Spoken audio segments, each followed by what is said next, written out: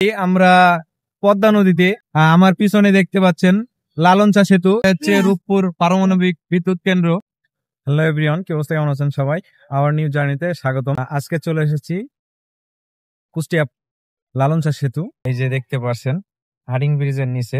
বাংলাদেশের দক্ষিণ পশ্চিম অঞ্চলে প্রাকৃতিক সৌন্দর্য বলতে প্রথমেই মনে আসে পদ্মা নদী। আর সেই পদ্মার বুকে কুষ্টিয়া অঞ্চলের যে শীতল ও শান্ত মোহনীয় পরিবেশ, একবার চোখে দেখলে মন ভরে যায়। সম্প্রতি আমরা কুষ্টিয়া লালনচা সেতুর নিচে আর রূপপুর পারমাণবিক বিদ্যুৎ কেন্দ্র নিকটবর্তী পদ্মা নদীর পাড়ে এক অসাধারণ নৌকা সফরের অভিজ্ঞতা পেয়েছি। এই ভ্রমণ শুধু বাতাস, পানি ও আকাশের মিলন ছিল না, এ ছিল শান্তি, আধ্যাত্মিকতা ও প্রকৃতির সঙ্গে নীরব সংযোগ। লালনচা সেতুর নিচে দাঁড়ালে প্রথমেই মন হারিয়ে যায় চারপাশের নীরব প্রশান্তিতে। দূরে বয়ে যাচ্ছে পদ্মা ও উপরে সেতুর গর্জন। তার নিচে নৌকার ভাসমান অনুভূতি সত্যি অন্যরকম।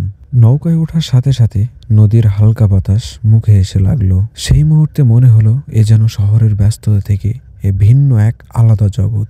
আমার সাথে ছিল মাদ্রাসা ছাত্র ভাইয়েরা ও শিক্ষক। তাদের হাসি, গল্প ও সুরেলা কণ্ঠ সব মিলিয়ে মুহূর্তটা আরো প্রাণবন্ত হয়ে উঠল। নৌকা সফর কেমন লাগছে? তোমরা কি চাও যে এইভাবে প্রতি বছর একটা করে শিক্ষা সফর হোক?